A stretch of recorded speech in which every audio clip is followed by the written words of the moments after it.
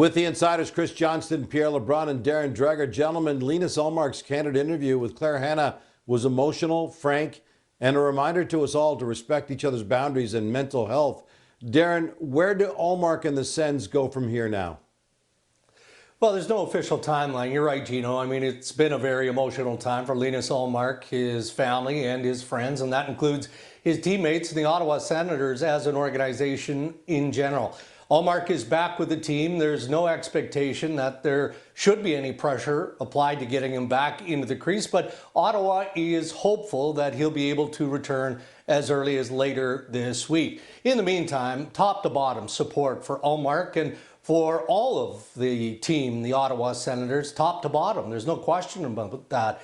And I can also tell you that in the meantime, despite all the stuff going on off the ice, General Manager Steve Staios is working as hard as he possibly can to improve the roster. He's being aggressive. There's nothing that's front burner at this point, but they want to keep the focus where it needs to be, and that's back on the ice, and they're pushed to try and get back into the playoff mix.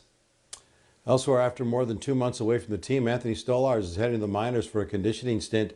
What do the Leafs do when he's ready to come back, CJ?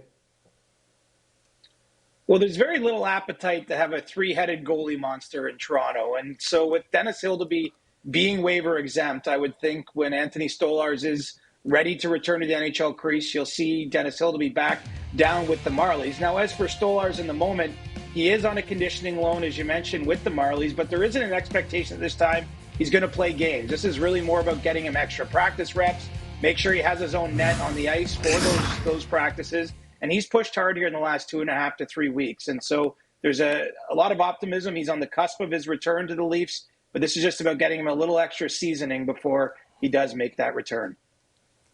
We're just over 2 weeks of the Olympic trade freeze. What's the latest out of Calgary, Dregs?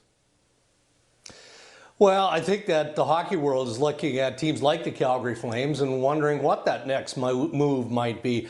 A lot of us looking at Nazem Kadri among the contenders of players who could be on the move. What I can tell you there is ongoing discussion between Craig Conroy, the general manager, and Nazem Kadri's camp. Now, that doesn't mean that anything is imminent. Nazem Kadri wants to do what's best for the Calgary Flames, but guys, he also wants to chase and win a Stanley Cup. So I would say there's developing interest. There's some tire kicking from Toronto, Montreal, Colorado, LA, maybe the Dallas Stars, but there's still a lot of work to get done, and there's no rush as far as Calgary is concerned. Had a chance to speak with Flames GM Craig Conroy in the wake of the Rasmus Andersson trade as we broke that down, but certainly did ask Dregs about Kadri and as well about Blake Coleman, the two obvious veterans that people are going to wonder about right up to March 6th. And I think his answer in some ways was revealing. He said, quote, it's a tough one. And he went on to say that he's not going to say that those guys are definitely not moving, but he's also open to taking calls. I mean, this is about the Flames getting younger and ultimately continuing to transition that roster. At the end of the day, I think when they're quite ready, as you reported last week, Dregs, to keep Blake Coleman. He's an important leader in that dressing room. But they can't say that 100% because there might just be an offer that puts it over the top, given the interest that there is on the market for Blake Coleman, where they just can't say no. So this one might go right to the limit, especially when it comes to Blake Coleman.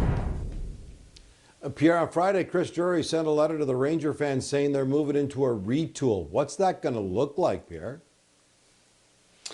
Well, do we have enough time? No, I'm just kidding. I mean, that's quite a story coming out of New York, and the NHL is still reacting to it. But I will say this, the GM of the Rangers, Chris Drury, met with all the players individually who have no move clauses. And among those players, of course, we know is Artemi Panarin. He's a UFA. They told him they're not signing him, and we're waiting to see what happens up to March 6th. But JT Miller, the captain, his name's already out there, being bandied about. I'm not quite sure why, because what I was told today is JT Miller has no intention of waiving his no move clause, and the Rangers have no intention of going to him to ask to waive it. They traded for him last year, they made him captain, and they still believe in the reasons why they made that move. JT Miller should not be part of whatever exodus of players goes out of here. Guys, when the Sharks acquired Kiefer Sherwood from the Canucks on Monday, they did so without any guarantees of an extension with the pending UFA. So what's the plan there, CJ? Well, they gave up 2 second-round picks, and for a team where the Sharks are in their retool rebuild, obviously that's not the kind of outlay that they're going to make, expecting him to walk away in free agency. But what I can tell you is that the initial conversation didn't bear much fruit, that there's still a pretty big gap between where the Sharks see Keeper Sherwood's next contract going and what he and his agent think is fair. And so there's still a fair bit of work that needs to be done there. I think Sherwood's comfortable that he can push for somewhere as much as $30 million on a long-term deal. And he is a UFA. He doesn't have to do anything, of course, and he's having a tremendous season in Vancouver. So we'll just have to see how this develops. But initially, I can tell you there wasn't much progress on the contract front. Great timing by Sherwood, on the pace for a career year right when he's looking for a new long-term deal.